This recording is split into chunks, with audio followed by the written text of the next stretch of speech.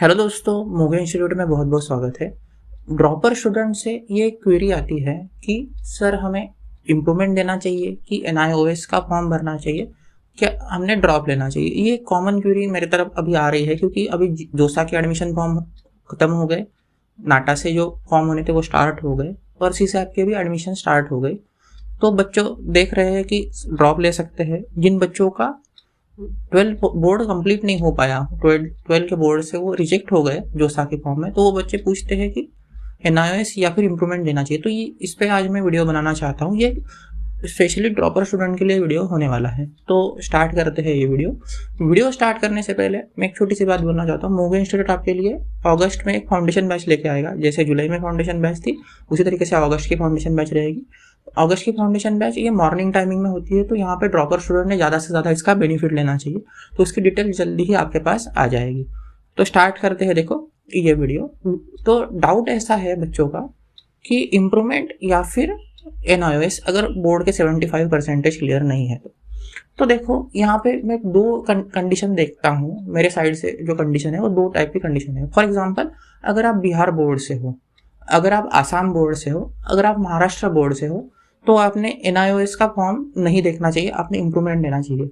अब बात आती है सर ऐसा क्यों? क्योंकि देखो महाराष्ट्र का जो टॉप 20% है, या फिर बिहार का जो टॉप 20% है, या फिर आसाम बोर्ड का जो टॉप 20% है, वो 75% से कम है। तो बेटर है कि आप इम्प्रूवमेंट से वहाँ पे आपके स्कोर जो 75 है वो बना सकते हो, क्योंकि वहाँ पे करना आसान है। बट अगर आप किसी और बोर्ड से हो, जैसे यूपी बोर्ड है, CBSE बोर्ड है, XYZ बोर्ड है, तो ऐसे भी आपको 75 लाना पड़ेगा, NIOS देके भी लाना पड़ेगा या फिर इम्प्रूवमेंट देके भी लाना पड़ेगा। तो फर्क कुछ पड़ेगा नहीं कि आप किसी बोर्ड से देते हो या नहीं देते हो। तो उस केसेस में आप NIOS की जो बात है वो सोच सकते हो, क्योंकि कुछ बोर्ड जैसे डिफिकल्ट बोर्ड होते हैं तो वहाँ पे आप NIOS की बात सोच सकते हो। तो ये बात आपने ध्यान देनी है कि NIOS कब देना है, कब नहीं देना है। अगर आपको आपके हिसाब से एग्जाम देनी है, फॉर एग्जाम्पल NIOS के एग्जाम एक एग्जाम नवंबर में होता है, एक एग्जाम जून में होता है, तो आप इस तरीके से देखना चाहते हो एग्जाम को, तो फिर आप NIOS के एग्जाम के बारे में सोच सकते हो। 3 कंडीशन ध्यान रखो अगर आप NIOS या इम्प्रूवमेंट कर रहे हो। पहले आप किस बोर्ड से हो ये कंसिडर करो, आपका जो टॉप 20% है वो कंसिडर करो, और सबसे इंपॉर्टेंट बात है कि अगर आप ड्रॉप ले ही रहे हो तो प्लीज़ कोई क्लास ज्वाइन करो। आपका ईयर बहुत इंपॉर्टेंट है। ये ईयर आपका पेनल्टीमेट ईयर होता है। अगर कर दिया इस ईयर में, SPA दिल्ली, NIT कालीकट मिल सकता है, नहीं तो नहीं मिलेगा। अब बात करते हैं कि अगर आपको बहुत खराब मार्क है बोर्ड में और आप किसी इम्प्रूवमेंट में देने में वो इंटरेस्टेड नहीं हो ना, NIOS में होगा ऐसी कोई गारंटी नहीं है, तो मैं आपको कॉलेज सजेस्ट करना चाहूँगा।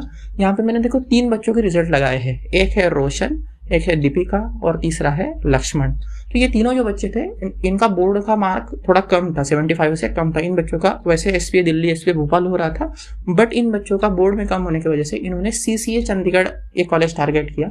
वहाँ पे बोर्ड का जो रिक्वायरमेंट है वो 50% है, तो वहाँ पे भी आप टारगेट कर सकते हो। बट इसके लिए डेडिकेटेड प्रिपरेशन लगता है, क्योंकि वहाँ पे सीट कम होने के कारण कट ऑफ काफ़ी हाई रहता है। अगर आप डेडिकेटेड प्रिपरेशन करने के लिए रेडी हो तो आपने ज़रूर CCA भी टारगेट करना चाहिए कि सर हमें बोर्ड का कोई टेंशन नहीं लेना है, हम डायरेक्ट CCA टारगेट करते हैं। तो इस तरीके से भी आप ये चीज़ें सोच सकते हो। तो मेरे ख्याल से ड्रॉपर स्टूडेंट के बारे में ये सारी डाउट क्लियर हो गए होंगे। मैं फिर से एक बार बोलता हूँ कि मोगे इंस्टीट्यूट आपके लिए फाउंडेशन बैच अगस्त की लेके आएगा। उसकी डेट आइदर 15 अगस्त हो सकती है या फिर 24 अगस्त हो सकती है, दोनों में से एक डेट यहाँ पे होती है। तो ज़रूर आप डेट पे ध्यान रखोगे। तो ठीक है दोस्तों, मिलते हैं नेक्स्ट वीडियो में।